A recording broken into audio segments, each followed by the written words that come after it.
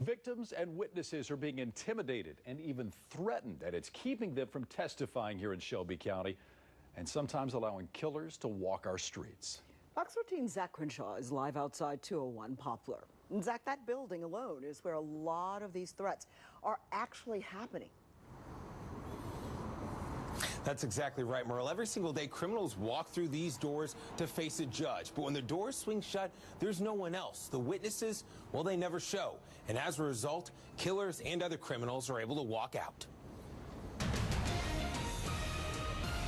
This mother was inside 201 when she saw the man who didn't want her to testify. He said, "You know you and your family have death on your head, right?" She had her 7-year-old daughter in tow. It wasn't the last time they experienced threats. I had to move out of my house because of the threat, him sending his cousins to my house with guns, threatening to kick my door in, to kill me and my kids. A police report confirms her story, something she almost didn't file. If you go to the police about this, you'll die quicker. The mother's situation is far from isolated. It happens on a regular basis.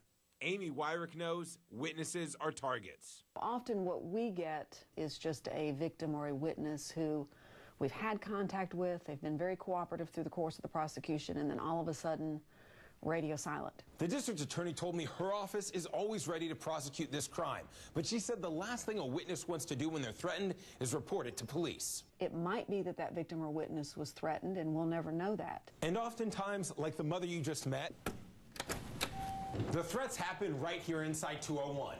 The fact that victims and witnesses ride the same elevator as the people charged with the crimes in this building, that's a horrible disservice to the victims. The system could do more. Because in other communities, they do. In Denver, the DA spent an average of $7,500 on almost 50 witness protection cases last year. They got money from the state to pay for moving trucks, groceries, even job training. Denver had 56 homicides in 2017.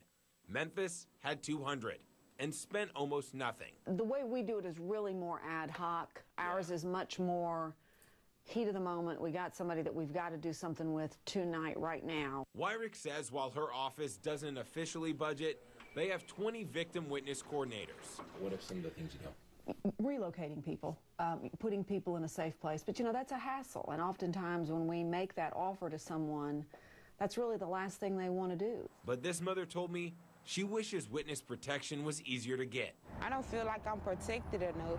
Like, I have to ride around the city every day, take my kids to school, and he may follow me and do something to me one day. Sources say intimidation exists in roughly 1 in every 10 gang cases locally. Wyrick said it's not having a major impact on their cases.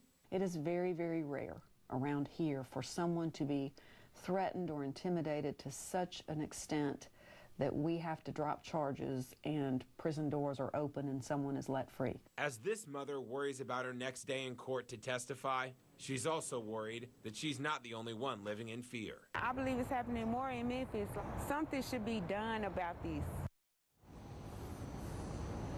Now, Amy Wyrick and police say while this is an issue and a problem in Memphis and across the country, the only way to solve it is if witnesses and victims are brave yet again and report the intimidation and coercion to police. They say they will deal with it appropriately and arrest those suspects. As for Denver, their program is spreading throughout the country. They've already taught it in St. Louis and Camden, New Jersey. And in fact, I learned that Memphis is eligible potentially for federal funding so Denver can bring their program here. The director of that program said he would be happy to share what they do with witnesses right here in Memphis to better protect people here in the 901.